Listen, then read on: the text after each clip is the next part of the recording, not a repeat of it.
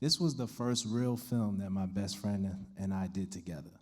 You know, you tell us in 2009 we thought we was gonna be big time filmmakers on HBO buying houses and cars, and it was that was the story, you know. And then when he passed away, I had to deal with not only trying to get over it, but remembering that it was our dream that was left in my hands to continue.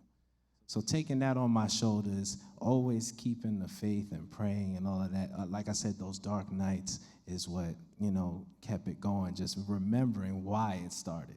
And I think a lot of people forget why they do things because they stop looking at the history books or their highlight tapes. And that might be the best gift that they could do for themselves or their careers. I want to be able to paint the picture of, yes, this happens out here. People are dying, people get robbed and this and that. But it's not in a loose sense Chirac. It's not even Baltimore. You know, it's still a much greater place to live. I mean, I don't know where you grew up in Baltimore, but I don't know. I just feel like you got the sweater after you moved. But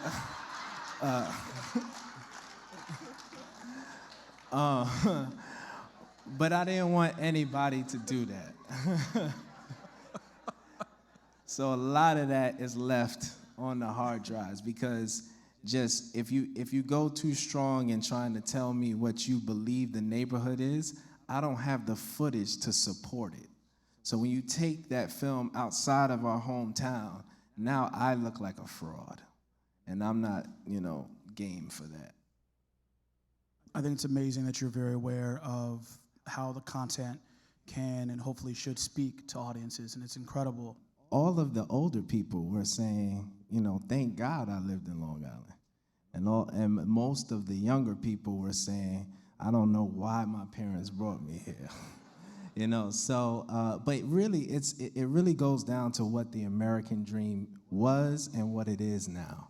Moving to a home and having grass and a fence and, if we really want to get into it, a dog and a family and all of that, that was the dream. But now it's not so much. You don't have to have all of those particular things to see yourself as being, a proud American, if you say so. So that was really kind of the big thing. But for me, I didn't want to isolate anybody. I wanted to pay some serious respect to the history and to why people got here, and then I wanted to show how we're, in a sense, I think we're ruining the chance we were given because we never asked the question, how hard was it for you to move in this house? All we did was just keep turning on the television, listening to the radio and saying, man, I wish I was like this, or I could be, wish I was cool like that.